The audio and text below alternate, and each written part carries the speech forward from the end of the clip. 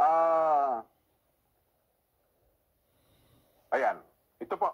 Ang nakalagay po ay an act renewing the franchise granted to ABS-CBN Corporation under Republic Act 7966, otherwise known as an act granting ABS-CBN Corporation a franchise to construct, install, operate, and maintain television and radio broadcasting stations in the Philippines, and for other purposes for 25 years from the effectivity of this act. Yan po yung titulo ng inihaing panukala ng Senate President Vicente Sotto. Kong. Nabalitaan ko na yan din. Totoo niyan. Natanong na ako ng ibang mga media practitioners dyan. Opo. Anong pag-uusapan natin dyan? Well, ito ho ba kasi ako yung nagtataka. Una po, sa lower house, dyan dapat nagsisimula ang paghahain ng prangkisa. Pangalawa, ano po ang pwedeng i-renew kung binawi na po sa kanila? Sabihin, wala na silang prangkisa, binawi na sa kanila. Ano pa po ang i-renew na prangkisa, Kong? Palagay ko,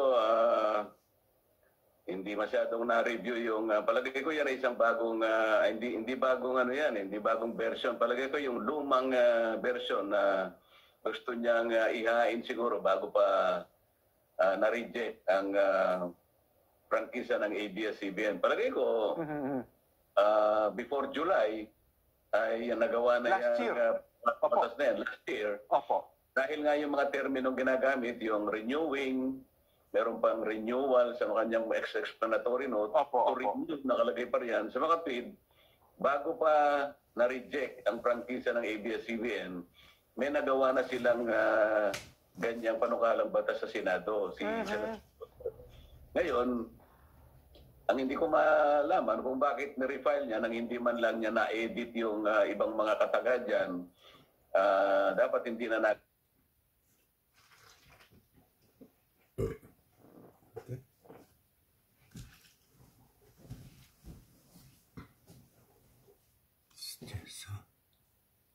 si Kong Mike Defensor. Mike Defensor, opo.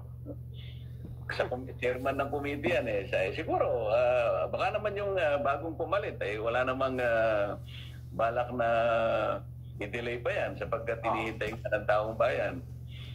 Di ba nakapag-umpisa kami nitong nakaraang taon sapagkat kailangan silang mag-ulat. Napakaraming dapat nilang ipaliwanag sa taong bayan. Napakabagal na nga ng ating signal. Opo. Minsan nga walang signal pa. Pagkatapos napakamahal pa. Hindi na tanggap-tanggap na serbisyo ito, Jen. Kasi halos lahat itong Enero, bigyan natin ng pagkakataon yung bagong chairman ng public account sapagkat nakalista yan sa kanyang komite na dapat na ituloy ang pagtalakay na yan sapagkat hinihintay ng mga kababayan natin. Kasi sa parte ng gobyerno ko, mukhang ginawa na po lahat, maging ang Pangulong Duterte ko doon sa pagkuha ng permit kung saan natayo yung mga cell site, at saka yung mga tower, hindi na pwedeng patagalin ang mga barangay. Kung ito may nasa private na lugar, subdivision, hindi pwedeng patagalin ang lahat ng mga permiso. Well, ako nakikita ko kung sa parte ng gobyerno at sa ating pamahalaan, mismo ang Pangulo, lahat ng pwedeng makabalam, tinanggal na niya. Well, nagtataka naman ako, bakit hanggang ngayon, kung ito'y tinanggal na, bakit hanggang ngayon, napakabagal pa rin, parang hindi umuusad. Gaano na ba karami ang mga tower na itayo at yung signal natin, mukhang hindi pa rin nagbabago, Kong. Ang isa sa immediate na solusyon kasi din, yung dapat tanggapin ng dalawang telco na yung mga tower nila ay i-consider na common towers, hindi yung kanya-kanya. Yan, opo. Nagkakaroon kasi ng difficulty dyan sapagkat, ito kanya, para sa akin lang ito. Yung mga customers ko. Dapat hindi ganon. Magkaroon ng adjustment dyan na gawin na common. Sapagkat yun naman ang makakatulong. Huwag na sisinusinuhin kung kanino yan. Customer mo yan sapagkat sa'yo nagbabayad. Pero sa pagtanggap ng serbisyo, pabilisan natin sa pamagitan ng magamit din nila yung tore ng kalaban mo. Ayun, opo. Kung na kayo sa paggamit ng tore, meron naman kayong kanya-kanyang kanya-kanyang consumers Meron kayong sariling clientele bakit ba hindi gawan ng paraan yon? Kasi naging practice nila Ang naging practice ata nila kung iba yung tower ng Globe, iba yung tower ng Smart, tapos ngayon yung bago, iba pa rin yung tower ng Dito, yung Dito Company. Well, so para sa part ata ng DICT, ang DICT ata ang gobyerno ang magtatayo ng common towers kung at magre-rent na lamang itong mga telcos na ito. Meron din ganyong initiative yan, pero sa totoo lang, dapat mismo ang telco nagtatayo niyan. Kung magtatayo ang supplemental na lang yung sa gobyerno. Sa gobyerno, oo. Kung gusto nilang magrenta, mag-lease sa mga ginamit natin, pwede namang gawin ng gobyerno yun din. Kaya lang, ang talagang, ang dapat kasing maanyandahan yung sa batas din, na kasi ang nakalala naman doon, ang magde-develop nito at mag-i-initiate ng lahat ng infrastructure, magagaling pa sa gobyerno. Wala namang masama kung manggaling na mismo sa mga telco yung initiative para mapabilis natin yan. Ang problema daw po kasi ata ng mga telco, kapag ka nasa infested area, kinakailangan may iba pang buwis ko. Maaari nga. Pero sabi nga natin, nung sila'y pumunta sa ganyang negosyo, risk na kanilang kasasangkutan dyan. Kung kailangan silang magbayad ng mas maraming tagabantay, di gawin nila. Negosyo naman nila yun eh.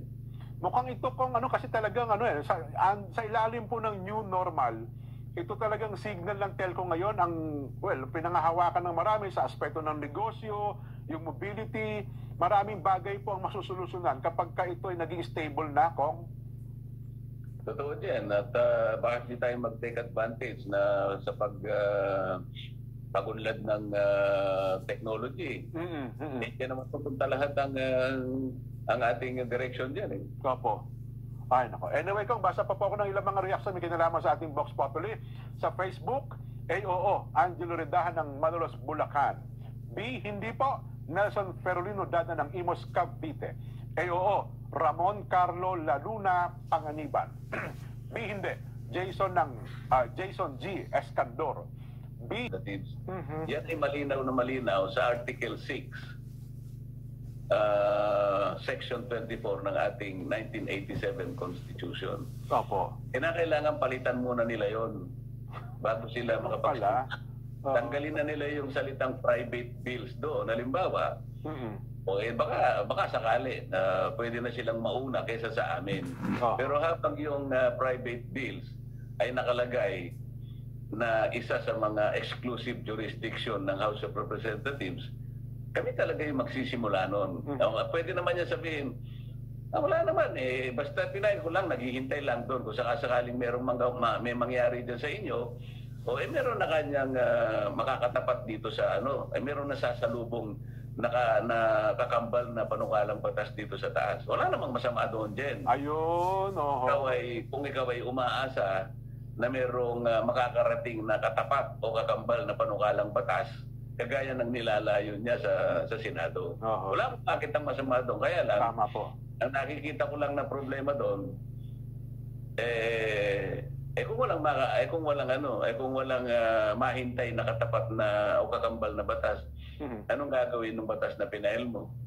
Well, ang mangyayari doon, papogi. Ikaw ang nagsabi niya. Tayo naman ay kaibigan natin, nagkapakabait naman po ng Senate President Vicente Soto. Baka siguro ipaki-check lang niya sa kanyang mga staff at makapagbigay po ng pahayag ukol sa bagay na ito. Kasi baka mamaya magalit o kaya naman magtampo ang ating mga kababayan dahil sa akala baka talagang si Senate President Soto ang may kagustuhan nito. Kong, di ho ba? Kasi nga, maaaring nagkamali yung staff niya. Pag nakugot niyang papel, di ba? Kasi OFW, akala niya siguro, ABS-CBN, parehas. Ay, nako. So, sana po, maging sa social media kasi biglang, alam niyo, parang baga sa apoy, papawala na eh. Parang biglang binuhusan kahapon na gasolina, naglagablab na naman ang ating mga kababayan kasi sa social media, ay uminit na naman ang usapin ukol sa isyong ito, Kong. Kasi diyan, inaakala ko na bago yan ay muling buhayin. Halimbawa, sa susunod na kongreso. Maski ngayon, halimbawa, kung merong magtatangka, ang unang pag-uusapan anong gagawin natin doon sa mga paglabag? Ayan, establish natin noong dininig natin sa unang pagkakataon ng kanilang prangkisa. Anong gagawin natin doon? Oo. Hayaan ba natin? Kasi kapag ikaw naghain ng ganyang klaseng bill na parang iniisip mo, itsapwera na natin lahat ng nangyari, i-delete na natin. Opo. Tatanggapin kaya ng ating mga kababayan yun? Kasi nga po, well, dyan ho ako sana pupunta sa punto na yan, Kong. Kasi nga may mga pending pa. Una po, yung titulo ng ABS-CBN, yung kanila po mga violasyon sa pagbabayad ng buwis, yun yung kanilang mga paglabag, ukol doon sa mga labor laws. Kapag ka ito inihain, well, halimbawa ng sabi nga, renewal o bagong prangkisa, well, ibig ba sabihin na mababaliwala na yung mga pending na issue na dapat isagutin po ng naturang kumpanya? Yun na nga dyan eh. Yung titulo, isa lang yun. Pero yung sari-saring paglabag, napakarami nun. Unang-una, yung sari-saring paglabag doon sa kanilang prangkisa mismo, napakarami nun. Yung wala silang permit na broadcast sa digital from... Isa po yan. Walang permit yun din, ha? Pagkatapos wala silang permit sa pagka-encrypt ng kanilang signal sapagkat nagbenta nga sila ng TV Plus.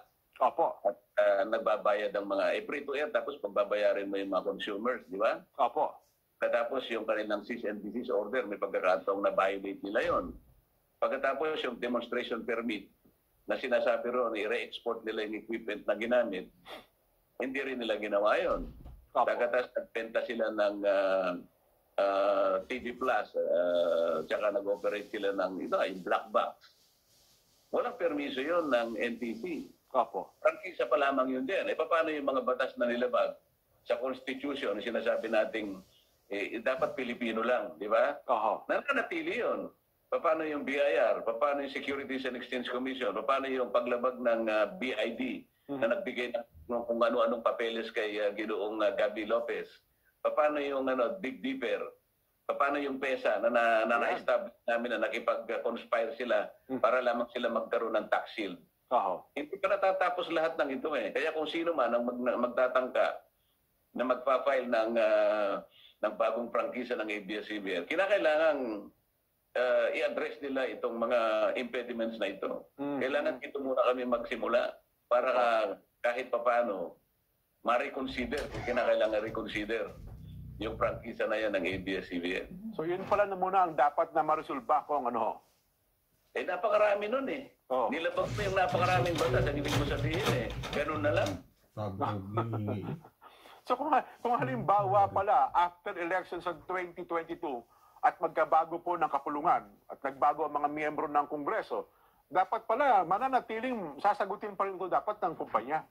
Bakit hindi? Kasi pwedeng ilabas yung mga issues na yun eh. Yan, opo. Paano kayo kamo? Halimbawa, ang unang tanong, unang salpukan pa lang eh. Oo. Siyempre, yung author, siya yung magdidepensa ron sa committee pa lang eh. Opo. Unang tanong doon sa author, paano po ba yung titulo ng ABS-CBN? Yun. Iyan po ba'y kanila na? Paano sasagutin ng author yun? Oo. Ito palang mababalaho na yun eh. Paano mo bibigyan yung titulong sa tagal ng panahon inoccupy nila, hindi pala kanila yan sapagkat hindi nila maipakita yung original title. Paano niya sasagutin yun? Yun pala magiging problema, no? Ibase mo ngayon dun sa pinail ni Senator Soto, yung Section 3. Nakalagay ba doon nakalagay ba dyan na pwede na silang gumamit ng multi-channel? Pwede na ba dyan na magpalabas sila ng pay-per-view sapagkat wala pang conditional access system? Nakalagay ba dyan? Kailangan naka-specify sa kanilang prangkisa dyan na pinapayagan sila ng National Telecommunications Commission. Oo nga po. Nagmamit sila ng multi-channel. At pwede na silang mag-pay-per-view sapagkat meron na silang permit sa conditional access system. Ang problema din, hanggang ngayon wala pang regulasyon sa conditional access system na pinalalabas ang NTC. So kung hindi natin isaalang-alang lahat ito, pagkatapos bibigyan mo siya ng prangkisa, edi parang nga nangyari, kinalimutan natin ng nakaraan. Alam naman natin wala lahat ng pananano. Ang isang bansa na lumilimot sa kanyang nakaraan, hindi makakarating sa kanyang paroroonan. Walang kinabukasan ng isang bansa na basta na lang niya kinakalimutan ang kanyang kasaysayan din. Opo. Kaya, isabihin, mananatili pa rin yung kung may paglabag, hindi pwedeng lumabas, di ko ba? Hindi lamang, anong gagawin mo doon sa paglabag? Ganun lang pa kita. Parang ikaw ay manlilito. Binigo ka na dyan eh. Binigo ka na nung babaeng nililigawan mo eh. Opo. Pagkatapos lalapit ka uli. Inaasahan ng babae na maaaring meron kang bagong may pagbabago ka na. Baka may mga pangako ka na matutupad mo na, di ba? Opo, yun, oh. Ikaw pa rin na, yung dati mo pa rin ugali, yung dati mo pa rin pagkatao, yung dati mo pa rin itsura, ikaw, lalapit ka uli sa kanya. Oo. Kasabi sa'yo ng babae, ano ka? Sabi ka, hinuswerte. Ano ka, hilo? Diba? Opo, oh. Ay, naka. Anyway, kung basa lang po ako ng ilang mga reaksyon, may kinalaman po sa ating Vox Populi. Sabi po ng ating caller B, hindi po. Emma Alma ng bahay. Pero itong January din, makakarinig sila ng isang bagay na hindi pa nila naririnig sa buhay nila. Magandang pasimula po ng Enero yan, Kong, para sa kanila, ha? Kasama ng kanilang sariling congressman din. Ay, harinawa ko. Harinawa, ay nagising sa katotohanan si Kong. Ano? Hindi, pinagbigyan naman tayo. Sabi yung pangako naman ni Speaker Lord, Bossing, sabi niya, kung pwede ka niya, pagbukas na natin sa January. Di ba? O, sabi, nasa sayo yan eh. O. Ayan, opo. Ay, salamat po naman.